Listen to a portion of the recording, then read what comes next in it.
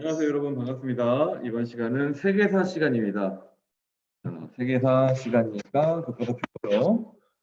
화면이 네, 오늘 세계사 교과서 190페이지 펴보면 되겠습니다.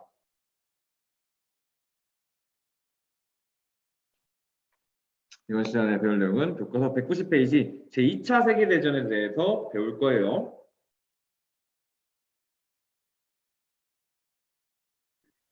자, 그러면 우리가 2차 세계대전에 대해서 알아보기 전에 우리가 지난 시간에 어떤 내용에 대해서 배웠는지 한 번씩만 짚고 넘어가도록 합시다. 우리가 지난 시간에 어떤 내용을 배웠냐? 물론 기억나겠지만 지난 시간에는 전체주의라고 하는 사상이 등장했다. 이 국가 운영 체제 중에서 전체주의라는 것이 등장했다라는 내용을 배웠어요. 이 전체주의라는 것은 국가를 더 우선시하는, 개인보다 집단을 더 우선시하는 그런 모습이었는데, 대표적으로는 이탈리아의 파시즘, 독일의 나치즘, 일본의 군국주의가 있었습니다. 이탈리아의 파시즘은 더 먼저 등장을 했지만 어쨌든 결과론적으로 봤을 때 이 파시즘, 군국주의, 나치즘이 유행을 하게 된 건 그 국가에서 자리를 잡게 된 건 가장 대표적으로 대공황이라고 하는 그 전 세계적인 경제적인 불황이 있었다라고 얘기를 했어요. 기억나요? 기억나죠? 자, 그래서 이 대공황에 대해서 미국은 뉴딜 정책이라고 하는 정책을 시행을 하면서 이겨내려고 노력을 했고요. 영국과 프랑스는 식민지와 본국을 하나로 묶는 이 블록 경제를 활용을 해서 본인들이 이겨내려고 했습니다. 그래서 영국에서는 파운드 블록이라는 게 등장을 하고요. 프랑스에서는 프랑 블록이라는 게 등장을 하면서 이 본국과 식민지를 연결을 하면서 경제적인 어려움을 이겨내려고 했던 거죠. 그런데 그러지 못했던 나라들이 바로 이탈리아, 독일, 일본이었어요. 그래서 이 나라들에서 선체주의가 등장을 하면서 침략적인 모습을 보이게 된다. 그래서 이탈리아 같은 경우에는 에티오피아를 침공하고, 일본은 중국을 침공하고, 독일은 그 근처에 있는 벨기에라든가 근처의 폴란드 이런 나라들을 침공하기 시작합니다.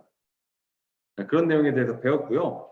그리고 소련 같은 경우에는 레닌이 죽고 나서 스탈린이라는 사람이 집권을 해요. 그래서 스탈린이 정치적으로는 독재체제를 강화하는 모습을 보이게 되고요. 경제적으로는 5개년 경제개발 계획을 실시하면서 본인들의 이런 경제개발의 우수성을 알리기 위해서 스타노프 운동 이런 것들을 진행했다라고 얘기를 했습니다. 그래서 실제로 소련에서는 그때 당시에 대공황의 영향을 크게 받지 않았어요. 경제적으로 조금 성장하는 모습을 보이게 되는데 그런 내용들을 우리가 지난 시간에 살펴봤고요. 자, 그러면 이번 시간에 배울 내용은 2차 세계대전이 일어나게 된 원인과 그 경과에 대해서 살펴볼 겁니다. 교과서 190페이지 펴보도록 합시다. 자, 교과서 190페이지에 보면 제2차 세계대전의 원인이라고 해서 나와 있어요. 자, 이 원인이라고 해서 보면은 전체주의에 대한 얘기입니다. 그래서 독일, 일본, 이탈리아가 각각 어떠한 모습을 보였는지 구분을 하면서 봐야 돼요. 자, 한번 보도록 하겠습니다. 자, 첫 번째 줄부터 들어갈게요. 자, 전체주의 체제를 추구한 이탈리아와 독일이 대외 팽창 정책에 나서게 돼요. 그러면서 유럽의 질서가 요동쳤다. 자, 영국과 프랑스 등은 원래 애초에 식민지도 많았고 제1차 세계대전에서 승전국이었기 때문에 본인들의 식민지를 지켜나갈 수 있었습니다. 그러지 못했던 이탈리아와 독일이 대외 팽창에 나서는 이런 침략적인 모습을 보이게 된다. 자, 그래서 이탈리아 같은 경우에는 어디를 침략하냐면, 자, 이탈리아는 국가지상주의와 군국주의를 강화하면서 에티오피아를 잠복을 해요. 에티오피아. 자, 그 이전에 옛날에 에티오피아를 침략했다가 한번 전쟁이 져서 물러난 적이 있었는데 그 에티오피아를 한 번 더 다시 침략을 하게 됩니다. 그래서 국제연맹이 이를 제재하자 이탈리아는 국제연맹을 탈퇴하게 되었다. 자, 이와 마찬가지로 독일도 어떻게 했냐? 이 독일도 국제연맹을 탈퇴하고요. 그리고 비무장지대였던 라인란트를 침공하게 됩니다. 이 라인란트라는 곳은 1차 세계대전에 패배하고 난 후에 이 비무장지대로 설정이 되어 있었어요. 원래는 독일의 영토였는데 1차 세계대전을 이제 독일이 패배하고 나서 이 라인란트라는 지방을 비무장지대로 설정을 하게 됩니다. 자, 그러니까 독일이 이 지역에 대한 열망이 굉장히 강했겠죠. 그래서 국제연맹을 탈퇴하고 난 후에 이 비무장지대였던 라인란트 지방을 차지하게 됩니다. 자, 보니까 뭐 이 국제연맹은 사실 그 역할을 충실히 수행하지 못하고 있죠. 뭐 국제적인 평화를 위해서 만들어졌지만 뭐만 하면 툭 하면 그냥 탈퇴해버리는 그런 모습을 보여주고 있어요. 뭐 속된 말로 하면 빙다리 핫바지의 모습을 보여주게 되는데, 자, 나중에 나오겠지만 일본도 똑같이 이 국제연맹을 탈퇴를 하게 됩니다. 자, 그리고 이 이탈리아와 독일은 여기서 멈추지 않았어요. 본인들의 이러한 전체주의적인 모습을 더 확대하기 위해서 자, 에스파냐 내전에도 개입을 하게 됩니다. 에스파냐에서 원래 있었던 정부에 반항을 해서 이 프랑코 세력이 등장을 하게 되는데, 이 프랑코 세력과 프랑코 세력에 반대하는 그런 파시즘과 반파시즘 사이에 전쟁이 일어나게 돼요. 근데 이거를 이제 이탈리아와 독일이 프랑코 세력을 후원을 하게 됩니다. 자, 거기에 더 나아가서 독일, 이탈리아, 일본이 3국 간의 방공협정을 체결하게 돼요. 자, 이때 일본은 이 대공황을 겪게 되면서 침략적인 모습으로 만주를 침범하고 만주국을 만들고 그런 모습들을 보였다고 했어요. 그래서 국제연맹이 그거를 비판을 하니까 국제연맹 나도 탈퇴할 거야 이러고 그냥 탈퇴해 버립니다. 자, 그렇게 국제연맹을 탈퇴한 세 개의 나라가 이제 방공협정을 체결하게 되는 거예요. 그래서 그 이후에 3국은 독일, 이탈리아, 일본 3국은 수축국을 형성하였다 라고 나오게 됩니다. 그래서 1차 세계대전의 원인으로는 경제적인 어려움을 겪게 된 독일, 이탈리아, 일본이 침략적인 모습을 보이고 전체주의를 키워나가게 되면서 2차 세계대전이 발발을 하게 되는 모습을 우리가 지금 보고 있는 거예요. 자, 그 다음 문장으로 넘어가서 1938년에 독일은 오스트리아를 합병을 하고요. 그리고 체코슬로바키아의 스데텐 지방까지 점령을 합니다. 그러니까 체코슬로바키아도 침략을 한 거죠. 그리고 거기에 더 나아가서 체코슬로바키아의 나머지 지역 그리고 폴란드 회랑 지대까지 차지를 하려고 합니다. 이 폴란드 회랑 지대가 어디냐면 우리 아래에 있는 뭐 지도를 보면 이 독일 있는 이 지역에서 원래 이제 여기 폴란드가 가지고 있는 폴란드 회랑이라고 이렇게 좁고 긴 통로 같은 지역이 있어요. 여기를 폴란드 회랑이라고 표현을 하는데, 이 폴란드 회랑 지방이 원래 독일의 영토였다가 1차 세계대전 이후에 새로 생겨나게 된 폴란드라고 하는 신생 국가에게 넘어가게 됩니다. 자, 그러니까 이 폴란드 회랑에 대한 독일이 열망이 굉장했겠죠. 이거 원래 우리 땅이었는데, 원래 내 거였는데 뺏겼다. 그러니까 다시 되찾아와야겠다라고 생각을 해서 폴란드 회랑 지대를 다시 차지를 하려고 합니다. 그때 당시에 폴란드는 뭐 프랑스라던가 영국이라는 나라와 이제 동맹을 맺고 있었어요. 그래서 이 폴란드 회랑 지방을 차지하려는 독일에 반대를 하면서 영국과 프랑스가 저지를 하려고 하는 모습을 보이게 됩니다. 그리고 여기에 더해서 이 독일이 스웨덴을 침략을 하기 시작했죠. 오스트리아를 합병하고 체코슬로바키아를 침략하고 그리고 폴란드까지 이제 먹어가는 그런 모습들을 보이게 돼요. 자, 그러니까 이때 당시 독일이 이렇게 침략적인 모습을 보이게 되니까 너무 정만 만들면 안 되겠는 거야. 자, 이 동유럽에 있던 독일이, 동유럽 쪽에 있던 독일이 점차 서유럽 쪽으로 내려가게 되니까 이 독일로 치면은 이 옆에 있는 소련이 불안한 거야. 자, 그래서 독일이 그동안 이념적으로 대립을 했던 소련과 불가침 조약을 맺게 됩니다. 자, 이 파시즘 정권은 원래 이 공산주의와 사이가 정말 좋지 않아요. 이념적으로 정말 대립을 해요. 그래서 여러분들이 나중에 한국사에서 배울 내용이지만 이 일본도 또한 파시즘 국가죠. 이 군국주의를 주장했기 때문에 이 군국주의를 주장했던 일본도 조선에서 사회주의자들을 잡아들인다고 하면서 치안유지법이라고 하는 법을 시행하기도 해요. 그래서 그 정도로 이 군국주의자들, 이 파시즘 국가들은 공산주의랑 굉장히 사이가 좋지 않고 이념적으로 대립을 하였는데 그런 이념적인 건 접어두고 독일이 일단 소련과 일단 우리 불가침하자, 우리 친하게 지내자 이런 식으로 해서 소련과 불가침 조약을 체결하게 됩니다. 이렇게 자기 옆을 좀 든든하게 해서 소련이랑 일단 불가침 조약을 맺었으니까 내 옆은 뭐 나중에 쳐들어올 일이 없을 것 같아. 자, 이렇게 독소 불가침 조약을 맺고 나서 이 폴란드를 기습 침공하게 되는 거예요. 자, 이 독일이 폴란드를 기습 침공하니까 아까 폴란드가 영국, 프랑스랑 동맹을 맺었다고 했죠. 그래서 영국과 프랑스가 독일에 선전포고를 하면서 제2차 세계대전이 발발하게 되는 겁니다. 그래서 제2차 세계대전의 배경 같은 경우에는 이탈리아나 독일, 일본 같은 나라들이 방공협정을 체결하고 그리고 침략적인 모습들을 보였던 그런 것들이 다 배경이 될 수 있겠죠. 아래 자료 1번 보면 제2차 세계대전의 전개라고 해서 이 지도와 연표로 표현이 되어 있습니다. 근데 1차 세계대전은 우리 지도가 기억나요? 유럽 지역에만 한정되어 있었잖아. 근데 제2차 세계대전은 정말 전 지구가 이렇게 지도로 나와야 했어요. 그 정도로 규모도 컸고 피해도 굉장히 컸던 게 제2차 세계대전의 모습입니다. 자, 그러면 이러한 제2차 세계대전이 어떤 식으로 진행이 되었는지 간략하게 살펴보도록 할게요. 다음 페이지입니다.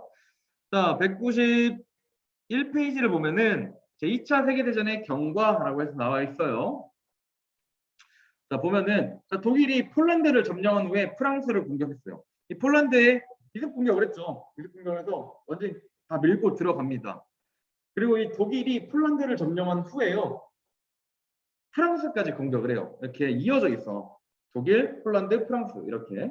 자, 이 독일에 출발해서 폴란드를 무너뜨리고요. 그리고 프랑스를 바로 공격을 해요.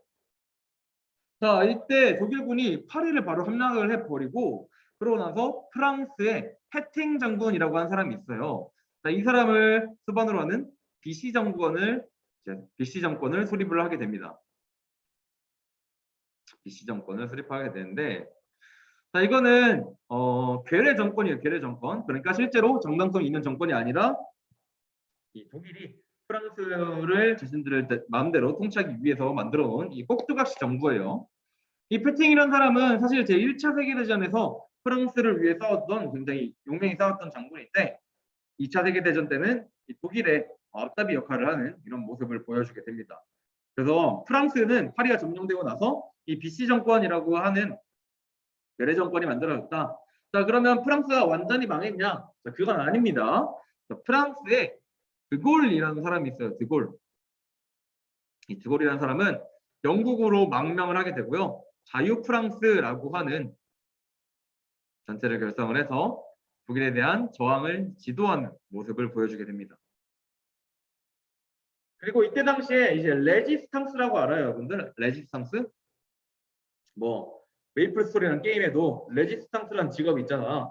그 레지스탕스라는 사람들이 이 프랑스 내에서 지하 조직에 숨어서 독일의 침략, 독일의 그런 통치에 저항하는 모습들을 보이게 됩니다. 그 레지스탕스라고 하는 단어, 이 인물들이 이때 당시에 등장을 하게 된 거예요. 독일이 프랑스까지 완전히 점령을 해버리니까 지하에 숨어서 몰래 작전을 수행했던 그런 사람들을 레지스탕스라고 합니다.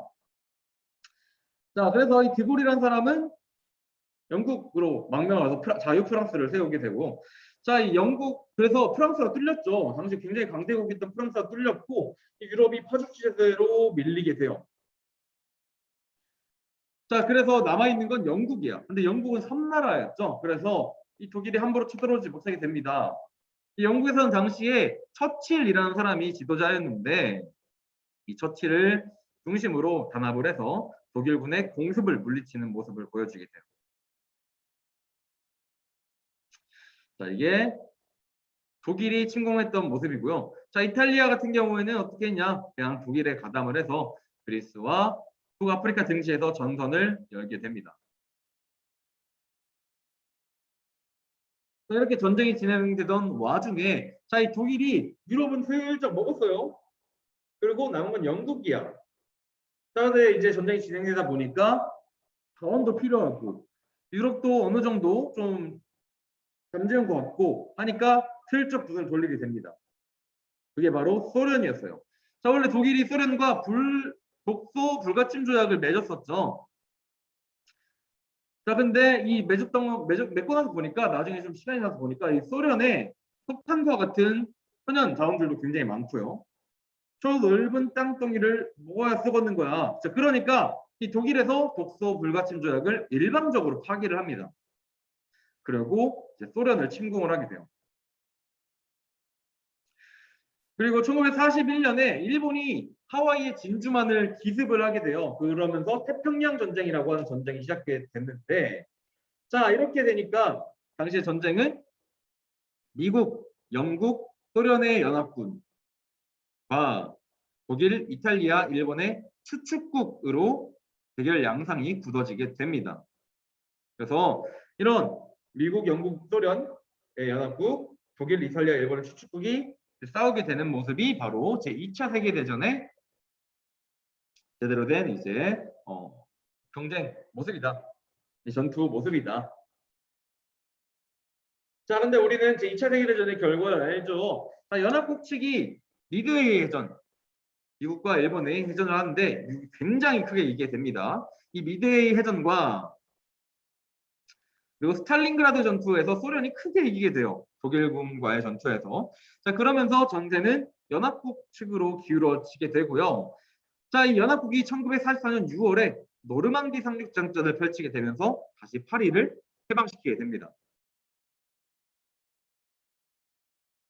자, 이렇게 파리를 해방시키고 다시 쭉쭉쭉 연합국이 치고 올라가고 있어요. 아까 말했죠. 독일, 폴란드, 프랑스 있었다고. 근데 프랑스를 되찾고 나서 연합군이 다시 여기서 공격을 하게 되고요. 독일이 여기 있었는데 소련이 여기 있었단 말이야. 그러니까 소련도 같이 이제 베를린으로, 독일을 수도였던 베를린으로 진격을 하게 됩니다. 자, 그러니까 이제 독일은 무조건 항복을 1945년 5월에 하게 되는 거고요.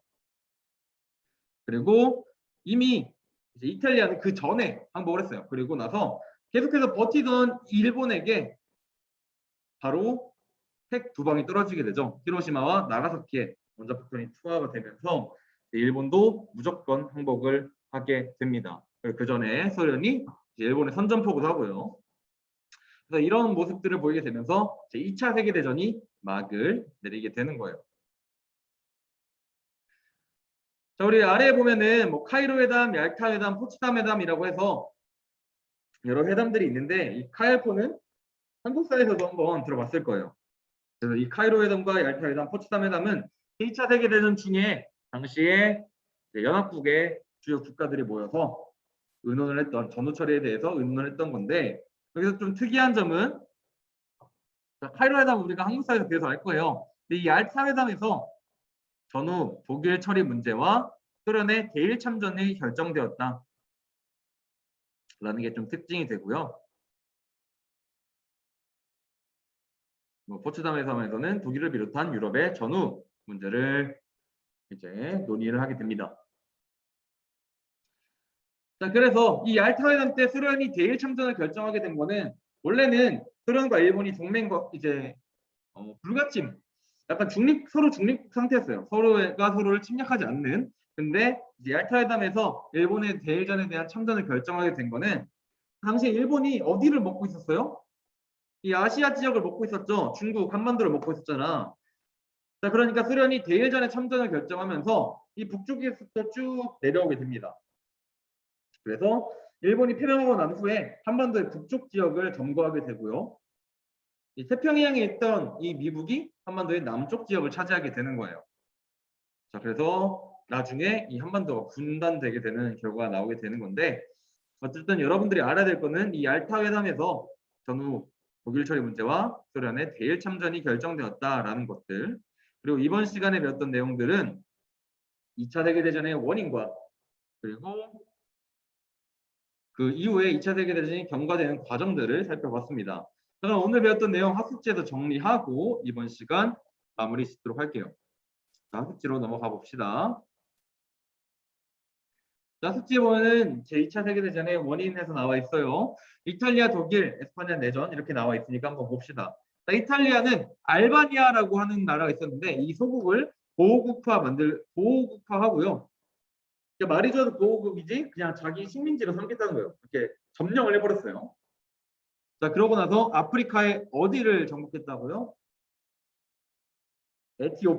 에티오피아를 점령하게 됩니다.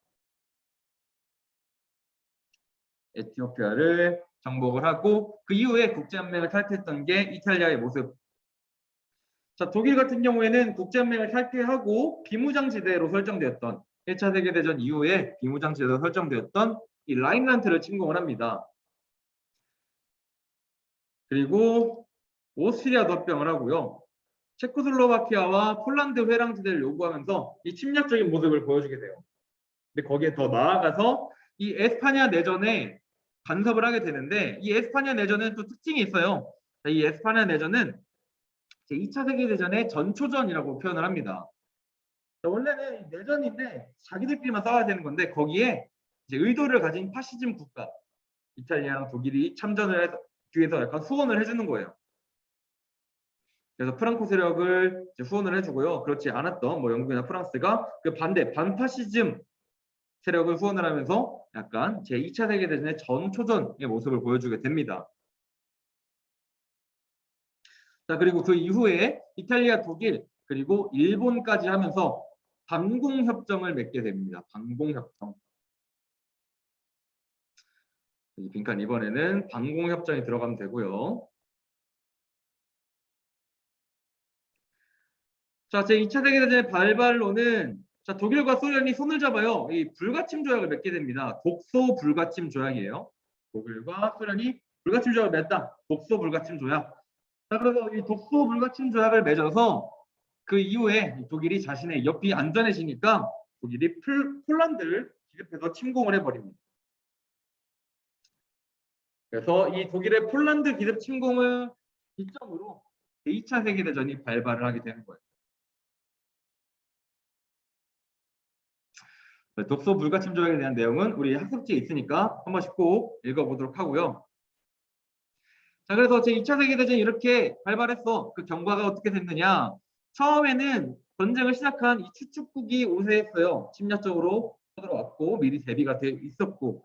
그래서 독일이 프랑스를 침공해서 파리를 함락하고 비시 정권이라고 하는 대례 정권을 세우기도 합니다. 자, 그런 것에 대항해서 연합국은 드골이 망명정부를 수립을 하고요. 루즈벨트와 처칠이 뭐 대서양 헌장이라는 것을 발표를 하는데 이거는 파시즘에 반대한다. 그리고 전쟁이 끝나고 나면 우리 평화를 수립하자라는 원칙을 얘기했다고 합니다. 네, 바로 이 내용이에요.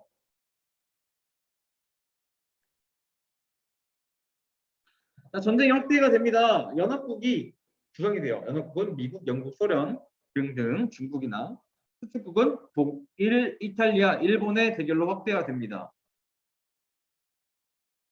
자, 이 전쟁이 확대가 되면서 이제 독일은 소련을 침공을 하고요. 일본은 미국 하와이의 진주만을 기습 공격해요. 자, 그러면서 미국이 태평양 전쟁에 이제 참전하고 연합국에 참전을 하게 되는 거예요.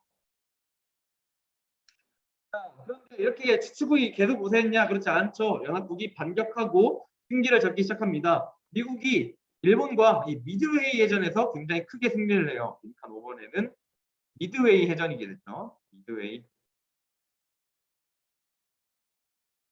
그리고 소련은 독일과의 전투에서 스탈린그라드 전투에서 크게 승리를 하게 됩니다. 이탈리아에서는 쿠데타로 무솔리니가 몰락을 하게 되고 이 파시즘 정부가 무너지게 되니까 항복을 하게 되고요. 독일에 대해서는 연합국이 노르망디 상륙 작전을 한 후에 위로 쭉쭉 올라가고 소련은 왼쪽에서 압박하고 오른쪽에서 압박하고 그러니까 독일이 항복을 하게 되고요. 끝까지 버틴기던 일본은 히로시마와 나가사키의 원자폭 폭탄이 투하가 되면서 무조건 항복을 선언하게 됩니다.